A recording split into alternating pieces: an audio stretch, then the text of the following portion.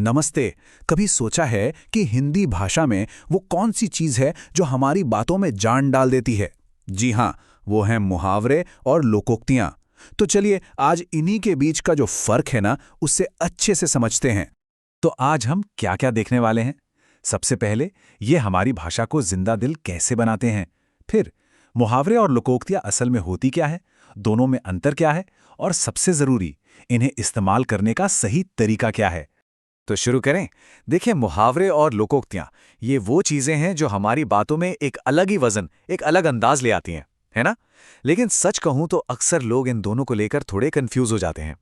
तो सवाल यही उठता है कि भाई इनमें आखिर फर्क क्या है। चलिए पता लगाते हैं। तो सबसे पहले बात करते हैं मुहावरों की। जरा गहराई से समझते हैं कि आखिर ये हैं क्या और इन्हें पहचाना कैसे जाए। अच्छा, तो मुहावरा ना एक ऐसा वाक्यांश होता है, मतलब एक फ्रेज जिसका मतलब उसके शब्दों से बिल्कुल अलग होता है।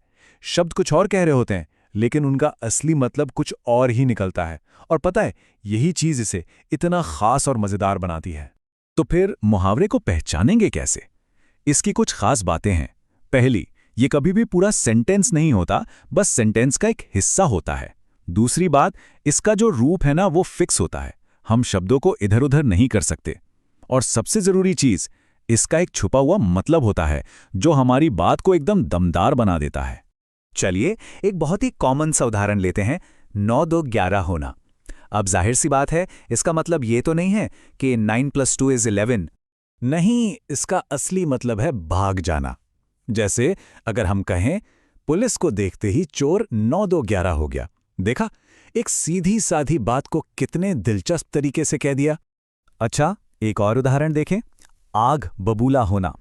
अब सोचिए, क्या कोई सच में आग का बबूला बन सकता है? बिल्कुल नहीं।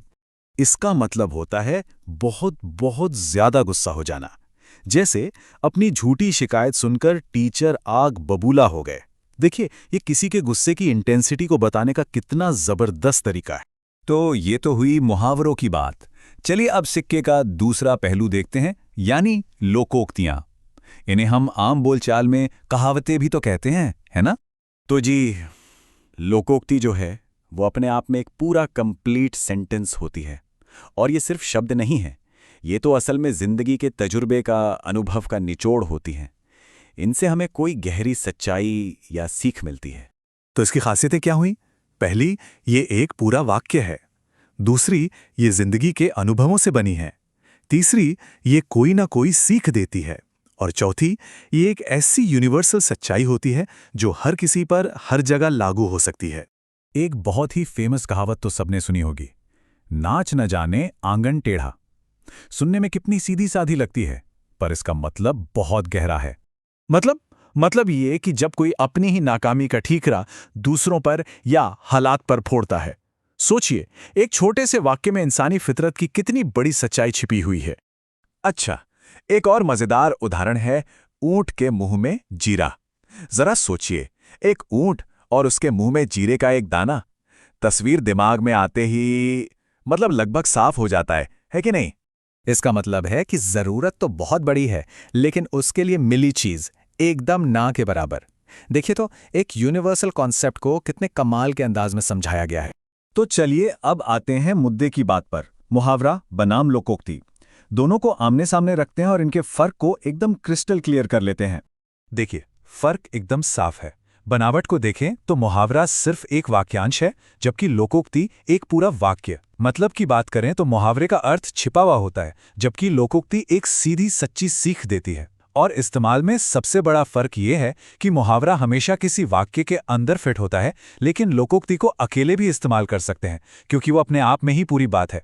तो ठीक है, अब हम अंतर तो समझ गए, लेकिन असली मजा तो इन्हें सही ढंग से इस्तेमाल करने में है। तो चलिए अब कुछ काम की टिप्स देखते हैं। हाँ, कुछ आम गलतियां हैं जिनसे हमें बचना चाहिए। जैसे कभी भी मुहावरे का लिटरल मीनिंग यानी शाब्दिक अर्थ मत लिखिए। दूसरी बात, लोकोक्ति को कभी आधा अधूरा मत छोड़िए, उसे हमेशा पूरा लिखिए। और सबसे जरूरी, इनका इस्तेमाल सही सिचुएशन, सही कॉन्टेक्स्ट में करना है, नहीं तो मतलब का अनर्थ हो सकता है। तो अगर इन्हें सही तरीके से लिखना हो तो एक सिंपल सा 3 स्टेप का फॉर्मूला याद रख सकते हैं। स्टेप 1, पूरा मुहावरा या लोकोक्ति लिखिए। स्टेप 2, उसका सही मतलब या सीख बताइए। और स्टेप 3, मुहावरे के लिए एक वाक्य बनाइए या फिर लोकोक्ति किस हालात में लागू होती है ये समझाइए। तो आज हमने मुहावरों और लोकोक्तियों के बीच का फर्क समझा। ये सिर्फ ग्रामर के रूल्स नहीं है, ये तो हमारी भाषा की आत्मा है, हमारी संस्कृति और सोच को दिखाने का एक बहुत ही खूबसूरत तरीका है। अब जाने से पहले एक सवाल पर जरूर सोचिएगा, ऐसी कौन सी लोकोक्ति या मुहावरा है जो किसी खास अनुभव को बखूबी बयां करता है?